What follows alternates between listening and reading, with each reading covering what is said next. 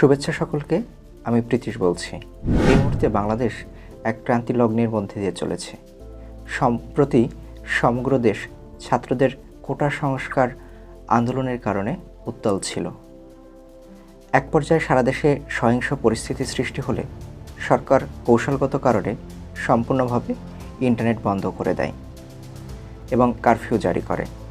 Internet বন্ধের ঘটনা ছিল সম্পূর্ণ আকস্মিক এবং কারোরই এই বিষয়ে কোনো রকম পূর্ব প্রস্তুতি ছিল না। এই সময় কিভাবে আমার পার্সোনাল আপগ্রেড ইন্টারনেট ব্যবহার করে সম্পূর্ণরূপে প্রোডাক্টিভ ছিলাম সেরকম একটি ভিডিও আমি তৈরি করেছিলাম। ভিডিওটিতে মিশ্র প্রতিক্রিয়া পেয়েছি। অনেক লম্বা এবং সম্পূর্ণভাবে র ভিডিও হয়। অনেক দর্শক নতুন করে ভিডিওটি তৈরি করতে বলেছিলেন, তাই নতুন করে এই উদ্যোগ, আমি এই আপডেটেড ভিডিওটি তৈরি করছি। সবসময় আমি টেকসই এবং একই সাথে বহনযোগ্য কোনো সিস্টেমের কথা ভাবতাম। ব্যক্তিগত জীবনে আমি সব ক্ষেত্রে এই দর্শনই কিন্তু মেনে চলি। এক পর্যায়ে আপগ্রেড ইন্টারনেট ব্যবস্থা নিয়ে মাথায় ভাবনা আসে। এ বিষয়ে ঘাটাঘাটি করতে গিয়ে জানতে পারি যে পৃথিবীর প্রায় 1/3 মানুষ ইন্টারনেট ব্যবস্থার বাইরে। সেই সংখ্যাটা কমপক্ষে 2.6 মিলিয়ন। কোথাও কোথাও বলা হচ্ছে এই সংখ্যাটা কিন্তু 4 মিলিয়নের মতো। বিশেষ করে আফ্রিকা, লাতিন আমেরিকা এবং ভারতের প্রত্যন্ত অঞ্চলের মানুষ ইন্টারনেট সুবিধাবঞ্চিত। এসব সুবিধাবঞ্চিত মানুষের কথা ভেবে বেশ কিছু অলাভজনক সংস্থা সাধারণ মানুষের জন্য লার্নিং হটস্পট তৈরি করেছে। যে প্রজেক্ট অন্তত পৃথিবীর 12টা দেশে চলমান। এরকম একটি সংস্থার নাম ইন্টারনেট ইন এ বক্স। তারা তাদের লাইব্রেরির একটি অফিসিয়াল নাম দিয়েছে। নামটি হলো ম্যান্ডেলাস লাইব্রেরি অব আলেকজান্দ্রিয়া, যেটি আমাদের সেই সুপ্রাচীন সমৃদ্ধ আলেকজান্দ্রিয়া লাইব্রেরির কথা মনে করিয়ে দেয়। সংস্থাটি রাসবেরি পাই নামে সিঙ্গেল বোর্ড এক ধরনের কম্পিউটারে তাদের ডেভেলপকৃত অপারেটিং সিস্টেম ইনস্টল করে। চাইলে যে কোনো ব্যক্তি বা সংস্থাও এটি স্বাধীনভাবে করতে পারে।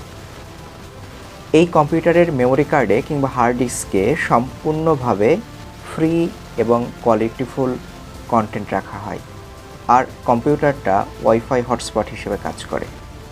এটি হচ্ছে এই প্রজেক্টের মূল নীতি বা মূল উদ্যোগ। কাছাকাছি বসবাসকারী মানুষ তাদের মোবাইল, ট্যাবলেট বা কম্পিউটারের ব্রাউজারে গিয়ে হটস্পট কম্পিউটারের সার্ভারের ফাইলগুলো ইন্টারনেট ব্রাউজিংয়ের মতো করে ব্রাউজ করতে পারে এবং চাইলে ডাউনলোডও করতে পারে। পাবলিক ডোমেইন কন্টেন্ট হওয়ায় এগুলো ডাউনলোডে কোনো প্রকার বাধা নেই। রাসবেরি পাই কম্পিউটার খুব কম রিসোর্স ব্যবহার করে, এমনকি পাওয়ার ব্যাংক দিয়েও এদের চালানো সম্ভব। বাংলাদেশের দুর্গম চর কিংবা পাহাড়ি এলাকার কোনো স্কুল, কলেজ কিংবা পরিবারে এ ধরনের বক্স ব্যবহার করা সম্ভব। এই প্রজেক্টে অন্তত বিভিন্ন স্কুলের 40টি অ্যাপ রয়েছে, যেগুলো দিয়ে একটি কমপ্লিট লার্নিং ম্যানেজমেন্ট সিস্টেম চালু রাখা সম্ভব। এরকম কয়েকটি অ্যাপের নাম হলো কলিবারি, মডুল, নেক্সটক্লাউড ইত্যাদি। এবার আসি এই প্রজেক্টে কোন ধরনের কন্টেন্ট ব্যবহার করা হয়। এর জন্য বেশ কিছু অনলাইন লাইব্রেরি রয়েছে। সেখান থেকে প্রয়োজনীয় কন্টেন্ট ডাউনলোড করে স্টোর করে রাখা যায়, যেমন QX, archive.org ইত্যাদি। archive.org সবচেয়ে বড় ফ্রি অনলাইন আর্কাইভ। বই, ডকুমেন্টস, সিনেমা, ভিডিও, অডিও, ছবি, সফটওয়্যারের সংগ্রহশালা এটি। এখান থেকে যে কেউ বিনামূল্যে এসব কন্টেন্ট ডাউনলোড করতে পারে। যদিও এই সংস্থার বিরুদ্ধে কপিরাইটযুক্ত কন্টেন্ট আপলোডের অভিযোগও কিন্তু রয়েছে। পরে আসি QX সম্পর্কে। QX হলো একটি অফলাইন ব্রাউজার। এটা 2007 সালে প্রতিষ্ঠিত হয়। এই প্রতিষ্ঠান সর্বপ্রথম অফলাইনে উইকিপিডিয়া দেখার সুযোগ করে দেয়। অফলাইন QX এর সমৃদ্ধ লাইব্রেরি রয়েছে। উইকিপিডিয়া সবচেয়ে বড় অনলাইন বিশ্বকোষ। এতে 290টি ভাষায় প্রায় 40 মিলিয়ন আর্টিকেল আছে। এর মধ্যে ইংরেজি ভাষার কন্টেন্ট প্রায় 68 লাখ। কিউএক্স লাইব্রেরিতে গুটেনবার্গ প্রজেক্টের অফলাইন ভার্সন পাওয়া যায়। প্রজেক্ট গুটেনবার্গ সম্পর্কে জানেন না যারা, তাদেরকে জানিয়ে রাখি, প্রজেক্ট গুটেনবার্গ 1971 সালে প্রতিষ্ঠিত হয়।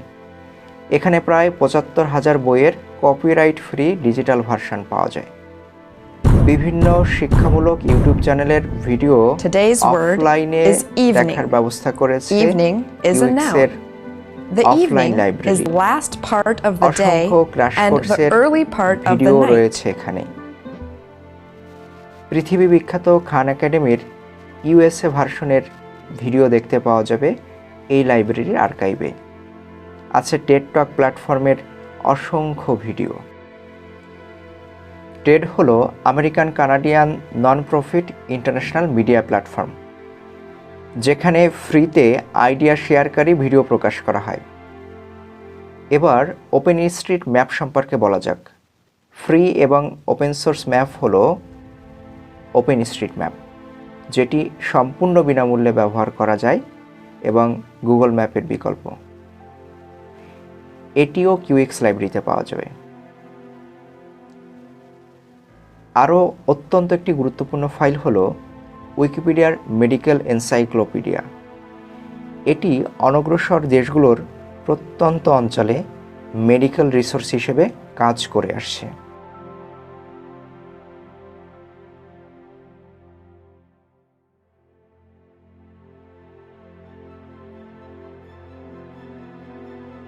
এবার আসি ফিট প্রজেক্ট সম্পর্কে। এটি একটি ইন্টারেক্টিভ সিমুলেশন প্রজেক্ট। এই প্রজেক্ট একজন নোবেল লরিয়েট প্রতিষ্ঠা করেছে। তাদের প্রাথমিক উদ্দেশ্য ছিল সমগ্র পৃথিবীতে ইন্টারেক্টিভ সিমুলেশনের মাধ্যমে বিজ্ঞান এবং গণিতের শিক্ষাকে উন্নত করা। এছাড়া আফ্রিকার 11টি ফ্রেঞ্চ ভাষাভাষী দেশের ইউনিভার্সিটিতে কিউএক্স আফ্রিপিডিয়া নামে একটা প্রজেক্ট চালু করেছে।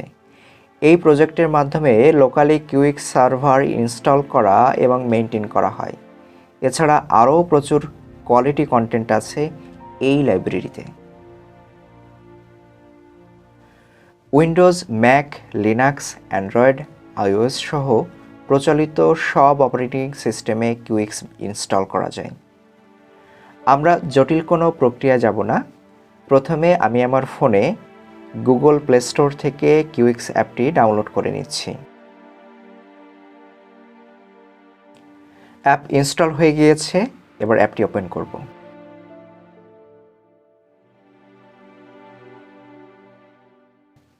অ্যাপের মেনু এটি।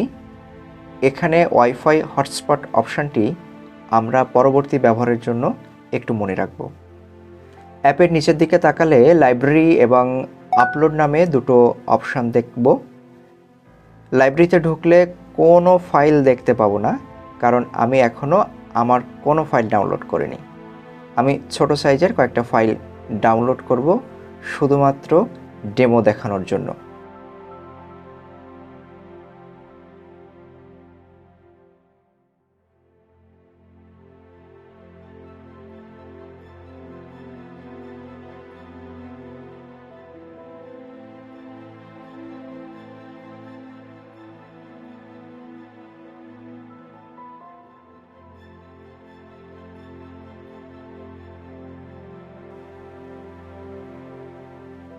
আমি ফাইলগুলো ডাউনলোড করে নিয়েছি। প্রথমে একটি পিডিএফ ফাইল ওপেন করছি। এর আগে আমি ওয়াইফাই কানেকশান অফ করে নিয়েছি। এখান থেকে চাইলে আমরা যে কোনো কন্টেন্টের যে লেখা সেটি কিন্তু পড়তে পারবো। এরপর আমি একটি ভিডিও ফাইল ওপেন করছি। এটা একটা প্লেলিস্ট। ভিডিও কিন্তু প্লে হচ্ছে।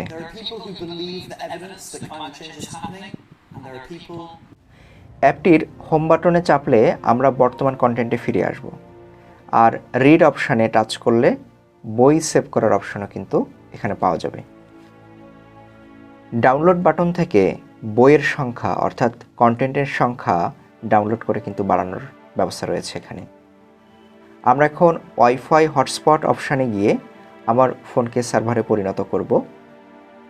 কতগুলো ফাইল আমরা শেয়ার করব তা টিকমার্ক অপশানের সাহায্যে এখানে সিলেক্ট করা যায়। ফাইলগুলো সিলেক্ট করে হটস্পট অন করেছি। আমার ফোনটা এখন সার্ভার হিসেবে কাজ করছে। অন্য কোনো মোবাইল কম্পিউটার বা ট্যাবলেট আমার ফোনে কানেক্ট করে সেই ডিভাইসের ব্রাউজার থেকে উপরের লিঙ্কে গেলে মোবাইলে সংরক্ষিত যে ফাইলগুলো সেই ফাইলগুলো কিন্তু পড়া যাবে এবং এখানে যদি কোনো ভিডিও কন্টেন্ট থাকে সেটি কিন্তু ওই ডিভাইসের ব্রাউজার থেকে প্লে করা যাবে। আমি এখন আমার কম্পিউটারকে ফোনের সার্ভারে কানেক্ট করব। পাসওয়ার্ড দিয়ে কম্পিউটারকে ফোনের সার্ভারের সাথে কানেক্ট করেছি। এখন ব্রাউজারে গিয়ে কিন্তু ফোনের সার্ভারে থাকা ফাইলগুলো ব্রাউজ করা যাচ্ছে।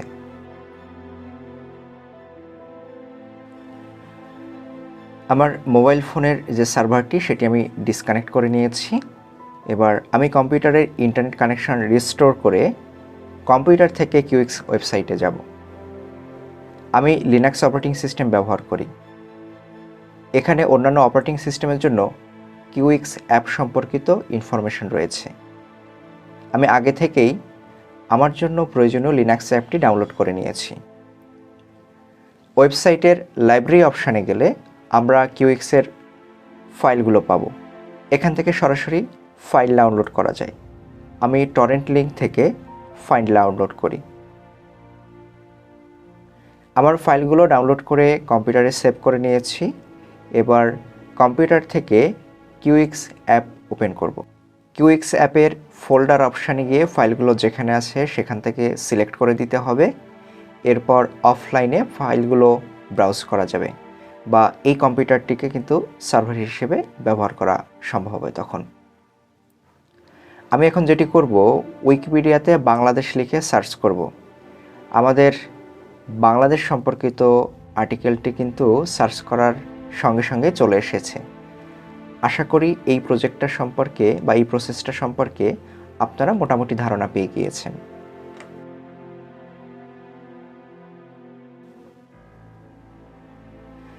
এখন আমরা মোবাইলে ওপেন স্ট্রিট ম্যাপ অ্যাপটা ডাউনলোড করব। অ্যাপটার প্রিমিয়াম ভার্সনও রয়েছে। এই অ্যাপ মূলত গুগল ম্যাপের বিকল্প হিসেবে ইউজ করা যায়। অফলাইন ম্যাপ ডাউনলোড করার ব্যবস্থা রয়েছে এখানে এবং এটির সাহায্যে অফলাইনে খুব চমৎকারভাবে নেভিগেশনের কাজটি কিন্তু করা সম্ভব। আমরা অ্যাপটা গুগল প্লে স্টোর থেকে ডাউনলোড করব না, কারণ এখানে প্রিমিয়াম ভার্সনের জন্য টাকা খরচ করতে হবে। যেহেতু এটা ওপেন সোর্স অ্যাপ, তাই আমরা একে অ্যান্ড্রয়েড স্টোর থেকে ডাউনলোড করব। যারা অ্যান্ড্রয়েড স্টোর কি সেটি সম্পর্কে জানেন না, তাদের একটু জ্ঞাতার্থে জানিয়ে রাখি, অ্যান্ড্রয়েড হলো ফ্রি এবং ওপেন সোর্স অ্যাপ্লিকেশনের জন্য অ্যান্ড্রয়েড প্ল্যাটফর্ম, যেমনটা গুগল প্ল্যাটফর্ম এর জন্য রয়েছে Google play store. Open street map download করে নিয়েছি। মোবাইলে ইন্টারনেট কানেকশন থাকলে অ্যাপটি সরাসরি লোকেশনের উপর ভিত্তি করে লোকাল ম্যাপ ডাউনলোড করার অপশান দেখাবে। চাইলে এই অপশানটি স্কিপ করে সামনে এগিয়ে যাওয়ারও সুযোগ আছে। যেহেতু আমাদেরকে অফলাইনে ম্যাপটি ব্যবহার করতে হবে, তাই আমরা এখান থেকে ম্যাপটি ডাউনলোড করে নিচ্ছি। কারফিউ চলাকালীন যে সময়টি, তখন আমাদের মেইন যে রাস্তাগুলো সেখানে কিন্তু পুলিশ এবং আইন শৃঙ্খলা রক্ষাকারী যেসব বাহিনী আছে অন্যান্য, তাদের সতর্ক এবং কড়া পাহারা ছিল। তখন আমাদের দৈনন্দিন কাজের জন্য প্রয়োজন মেটানোর জন্য আমাদেরকে অনেক অলিগলি এবং কম পরিচিত রাস্তা দিয়ে কিন্তু চলাচল করতে হচ্ছিল। এই সময়টিতে এই অফলাইন ম্যাপটি কিন্তু আমাকে আমার প্রচণ্ড কাজে দিয়েছে এবং আমি কোনো কোনো রাস্তাতে প্রথমবারের মতো গিয়েছি, যা আগে যে রাস্তাগুলো সম্পর্কে আমার বিন্দুমাত্র কোনো ধারণাই ছিল না। আশা করি এটিও আপনাদের কখনো না কখনো কাজে লাগতে পারে, বিশেষ করে এই ইন্টারনেটবিহীন যে সময়টি সেটি এবং যেসব এলাকাতে ইন্টারনেট ব্যবস্থা অত্যন্ত দুর্বল, সেই সব এলাকার জন্য এই অ্যাপটি অত্যন্ত কার্যকরী হতে পারে। অ্যাপটির একটি চমৎকার ফিচার হলো এতে রুট প্ল্যান তৈরি করা এবং সেটি রেকর্ডও করা যায়। আরও অনেক চমৎকার ফিচার রয়েছে এবং প্রিমিয়াম ভার্সনে যত খুশি তত ম্যাপ ডাউনলোড করা যাবে। আরও সেরা কিছু ফিচার আছে অ্যাপটির এই প্রিমিয়াম ভার্সনে। আমি এখন অফলাইনে অ্যাপটি ব্যবহার করে নেভিগেশনের একটি ডেমো দেখাবো। সকালের জলখাবারের জন্য আমি স্থানীয় একটি রেস্তোরাঁতে যাচ্ছি, যেটি আমি এখন যেখানে দাঁড়িয়ে আছি সেখান থেকে খুব বেশি দূরে নয়। আমি জাস্ট সেটিকে অ্যাপে সিলেক্ট করে দিয়েছি এবং এটি কিন্তু আমাকে এখন গন্তব্যে স্থান নিয়ে চলেছে এবং আমি যখন গন্তব্যে পৌঁছে যাব সেটি কিন্তু আমাকে টেক্সট যে পপ আপ মেসেজ সেটি দিবে এবং আমার যদি কোনো দিকে মোড় নিতে হয় সেটি কিন্তু ভয়েস মেসেজের মাধ্যমে আমাকে জানিয়ে দেবে।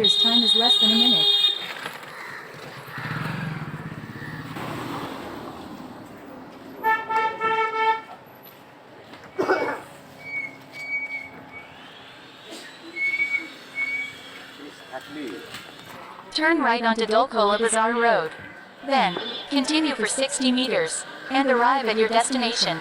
You have reached your destination Dolkola Bazaar Road, Kulana. আরেকটি অ্যাপ সম্পর্কে আসি। অ্যাপটি হলো ফাইরফক্স। এটিও একটি ওপেন সোর্স অ্যাপ। অ্যান্ড্রয়েড এবং প্লে স্টোর দুই জায়গাতেই অ্যাভেলেবেল এটা, এবং এটা কম্পিউটারকে একটা পোর্টেবল ল্যাবে পরিণত করে। মোবাইলের মধ্যে যে বিল্ট ইন বিভিন্ন সেন্সর রয়েছে, যেমন প্রক্সিমিটি সেন্সর, জিপিএস সেন্সর এবং আরও অনেকগুলো সেন্সর কিন্তু আমাদের মোবাইলে রয়েছে। এই সব বিল্ট ইন সেন্সরের সাহায্যে বিভিন্ন ডাটা ব্যবহার করে এটি কিন্তু রিয়েল লাইফ এক্সপেরিমেন্টের যে রেজাল্ট সেটি শো করে এবং সেই ডাটাগুলো সেভ করার ব্যবস্থা রয়েছে। অ্যাপের সাহায্যে এখন আমার জিপিএস লোকেশন যেটি, অর্থাৎ বর্তমান জিপিএস লোকেশন যেটি, সেটি কিন্তু আমি দেখানোর চেষ্টা করব। জিপিএস লোকেশন দেখার জন্য আমরা জিপিএস ফাংশানে গিয়ে যে প্লে অপশনটি আছে সেটিতে ক্লিক করলে জিপিএস লোকেশন চালু হবে। এখান থেকে ডাটা সেভ করার ব্যবস্থা রয়েছে এবং চাইলে ডাটাটি গ্রাফ আকারে এবং একই সাথে সিম্পল আকারেও দেখা সম্ভব। অ্যাপের আরও একটি ফিচার আমি ব্যবহার করব। এই ফিচারটি দিয়ে নির্দিষ্ট ফ্রিকোয়েন্সিতে টোন জেনারেট করা যায়।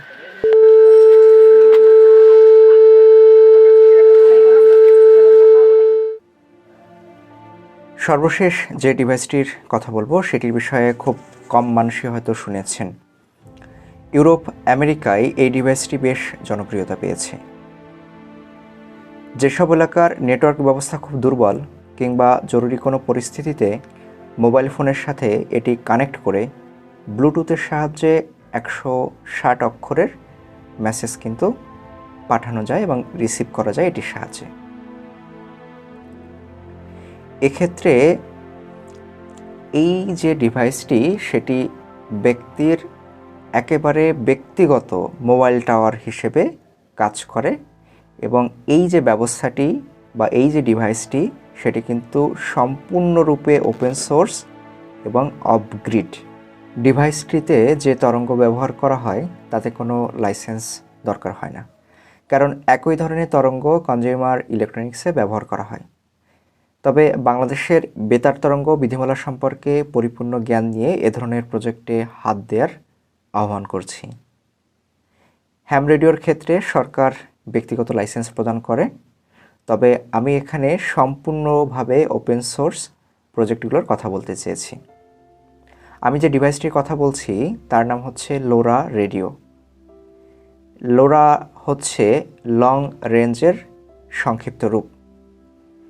এই ব্যবস্থাটি একটা ডিসেন্ট্রালাইজড, অর্থাৎ কোনো কেন্দ্রীয় ব্যবস্থাকে নিয়ন্ত্রণ করে না, এবং এটি হচ্ছে একটা long range off-grid communication platform যা মেশটাস্টিক প্রজেক্ট নামে রান করা হয় এবং একটা নির্দিষ্ট কমিউনিটির লোকজন দিয়ে কিন্তু এই প্রজেক্টটা রান করা হচ্ছে। এই যে মেশ নেটওয়ার্ক, এর কাছাকাছি একাধিক চালু ডিভাইস থাকলে সেগুলো নোড হিসেবে কাজ করে, অর্থাৎ কোনো একটা জায়গাতে একাধিক ডিভাইস থাকলে সেটি দিয়ে বিস্তৃত পরিসরে কিন্তু যোগাযোগ করা সম্ভব। এক্ষেত্রে যে টাওয়ার থেকে মেসেজটি ট্রান্সফার হচ্ছে অথবা রিসিভ হচ্ছে বা যে টাওয়ারগুলো থেকে রিলে হচ্ছে, সেই টাওয়ারের ব্যবহারকারী তিনি কিন্তু এই মেসেজটি দেখতে পাবেন না। এটি সম্পূর্ণ এনক্রিপ্টেড অবস্থায় থাকবে। আরও একটি সুবিধা রয়েছে এই লং রেঞ্জ বা লোরা রেডিও সিস্টেমের। এই লং রেঞ্জ নেটওয়ার্ক সিস্টেম খুবই কম বিদ্যুৎ ব্যবহার করে। এই প্রজেক্টটির নিজস্ব অ্যাপ রয়েছে, যার সাহায্যে ফোন এবং কম্পিউটারের কিন্তু এই ডিভাইসটি কানেক্ট করা যায়। লোরা রেডিও সম্পর্কে এতটুকুই। চাইলে এই প্রজেক্টটি আপনারা কেউ হাতে নিয়ে দেখতে পারেন। ইন্টারনেট বন্ধ থাকাকালীন সময় কিন্তু একটা সমস্যা থেকেই গিয়েছিল, যেটি আমাদেরকে এখন থেকে কয়েক দশক আগে নিয়ে গিয়েছিল। আমার বাসায় কোনো টিভি ছিল না। আমি এর সময় প্রত্যেক দিন একাধিক পত্রিকা কিনেছি। পত্রিকা কেনার একটা অসুবিধা রয়েছে, পত্রিকার মাধ্যমে কিন্তু রিয়েল টাইম যে আপডেট, রিয়েল টাইম যে খবর, সেটি পাওয়া সম্ভব না। খবরটি অন্তত একদিনের পুরনো হয়, কিন্তু তারপরও পত্রিকা কিন্তু আপৎকালীন ব্যবস্থা হিসেবে এই ইন্টারনেট না থাকাকালীন সময় কাজ করতে পারে। তাতে অন্তত সমগ্র বিশ্বের সাথে বিচ্ছিন্ন হওয়ার সুযোগটি থাকে না। আমার ব্যক্তিগত জীবনে যে আমি পোর্টেবিলিটি পছন্দ করি সেটি আগেই বলেছি, এবং এই ভাবনা থেকে আমার নিজস্ব ডিজিটাল লাইব্রেরি তৈরি করা ছিল। সেখানে আগে থেকে হাজারখানেক প্রয়োজনীয় বই আমি স্টোর করে রেখেছিলাম, যা অন্তত আমার কয়েক বছরের জ্ঞানের যে চাহিদা এবং নিজেকে সম্পূর্ণ গতিশীল রাখার মতো যে ব্যবস্থা, সেটির চাহিদা কিন্তু পূরণ করতে সক্ষম ছিল এবং এখনও সক্ষম রয়েছে। পৃথিবীতে অসংখ্য ফ্রি ডিজিটাল লাইব্রেরি আছে। সেখান থেকে ফ্রি এবং ওপেন সোর্স কন্টেন্ট ডাউনলোড করে যে কেউই চাইলে নিজস্ব লাইব্রেরি তৈরি করতে পারেন। এটি ব্যক্তির একান্ত ইচ্ছা। আমার প্রোডাক্টিভিটি চালু রাখার জন্য আগে থেকে আমার কম্পিউটারে এবং ফোনে প্রয়োজনীয় সফটওয়্যার ইনস্টল করা ছিল। এছাড়াও ওপেন সোর্স লাইব্রেরি থেকে সংগ্রহ করা প্রচুর অডিও, ভিডিও, ছবি এবং মিউজিক, অর্থাৎ বিভিন্ন মিউজিক ইফেক্ট, সেগুলো দিয়ে আমার অন্য একটি লাইব্রেরি ছিল, যেটি আমার মাল্টিমিডিয়া প্রোডাকশনে কিন্তু সাহায্য করেছে এই সময়টাতে। ফলে খুব কম সময়েই আমি কিন্তু ইন্টারনেটবিহীন যে একটা শূন্যতা, সেটি কাটিয়ে উঠতে পেরেছিলাম। কারণ ইন্টারনেটবিহীন অবস্থায়, সম্পূর্ণ অফগ্রিড অবস্থায় কাজ করার মতো যে মানসিক প্রস্তুতি, সেটি আমার জীবন ব্যবস্থা থেকে বহু আগেই নেওয়া ছিল।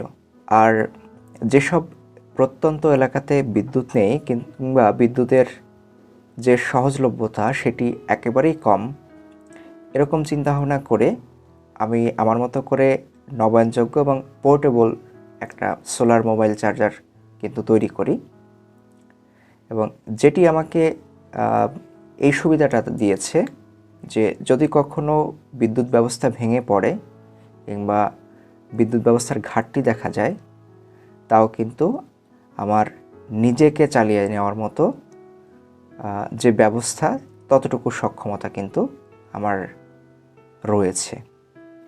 এবার একটু অন্য ধরনের কথা বলতে চাই। সৃজনশীলভাবে জ্ঞান অর্জনকে বিনোদনের যদি মাধ্যম তৈরি করে নেওয়া যায়, সেটি কিন্তু সবসময় আনন্দের। স্রোতে নামের সাথেও কিন্তু এক ধরনের আনন্দ রয়েছে।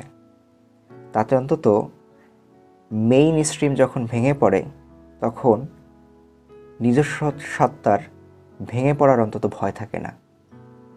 বিনোদনের জন্য অন্যের উপর অন্তত নির্ভর করতে হয় না, এবং নিজেকে এই সময়টাতে কোনোভাবে কিন্তু শূন্য মনে হয় না। তাই সবসময় সৃষ্টিশীল থাকুন, সবসময় আনন্দে থাকুন। সবশেষ আমি একটি অনুরোধ করছি, এটি প্রথমবারের মতোই। যারা আমার দর্শক শ্রোতা আছেন তারা যদি মনে করেন আমার চ্যানেলটি সাবস্ক্রাইব করা সম্ভব, তাহলে কিন্তু আপনারা বিবেচনা করতে পারেন।